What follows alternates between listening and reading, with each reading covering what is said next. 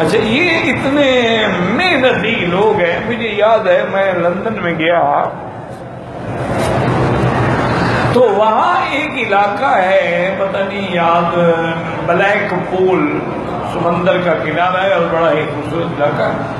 وہاں ہم جا رہے تھے تو میرے ساتھ موسیٰ بھائی جو میری گاڑی چلا رہے تھے، بڑے اللہ والے آدمی ہیں. انہوں نے کہا جی کہ یہاں کا وہ واقعہ ہے کہ کچھ تبلیغی جماعت کے لوگ آئے.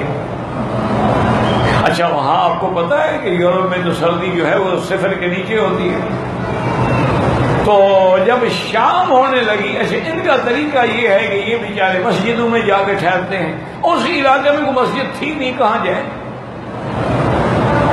کہتے ہیں کہ بڑے پریشان ہوئے کہ بھی اب کیا کریں.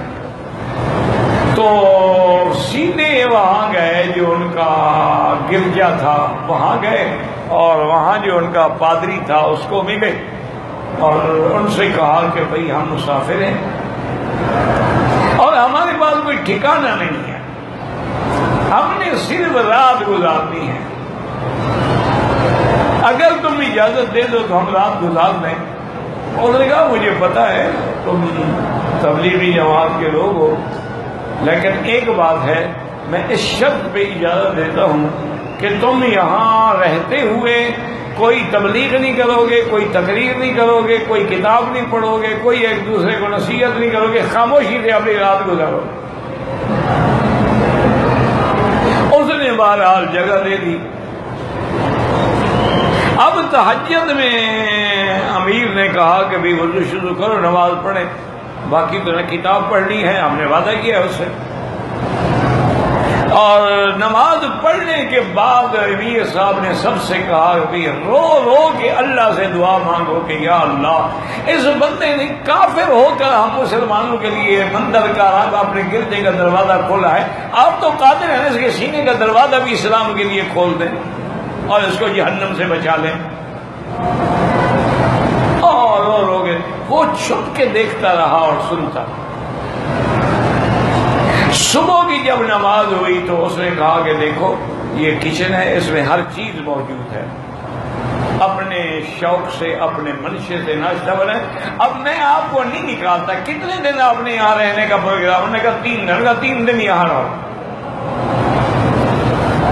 میں نے کہا پھر ہم تو باہر جائیں گے. کشتوں کا باہر جاؤ گے جو مرضی ہے کرو، یہاں کوئی تقریر نہیں کرتا. انہوں نے کہا ٹھیک ہے.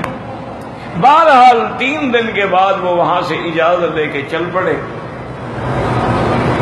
اور جب وہ جانے لگے تو وہ پادری آ کے امیر کے گلے لگا اور رو رو رو کے بات کیا ہے. اس نے کہا مجھے خواب میں حضور پاک کی زیارت ہوئی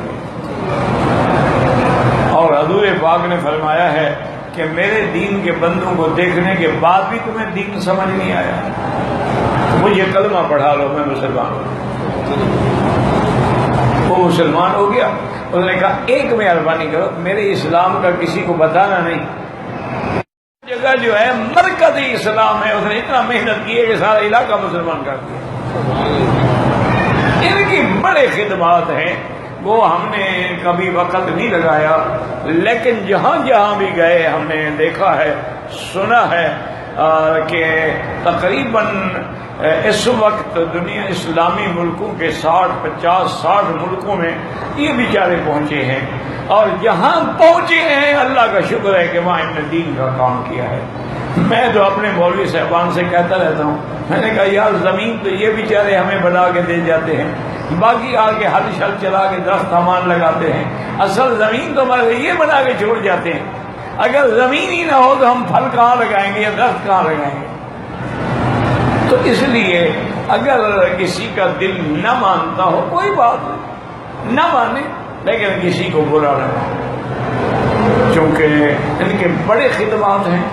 اور تم نے تو شاید کبھی اپنے ہمسائے کو بھی کلمہ نہیں پڑھایا ہوگا، انہوں نے لاکھوں لوگوں کو مسلمان کیا، لاکھوں لوگ اسلام لائے. باقی غلطیاں کس میں نہیں ہوتی بھائی، غلطیاں تو ہوتی ہیں، انسان ہیں. اچھا پھر ان میں تو سارے عالم تو ہے نہیں، ان کو تو جو مل جائے ساتھ لگا لیتے ہیں.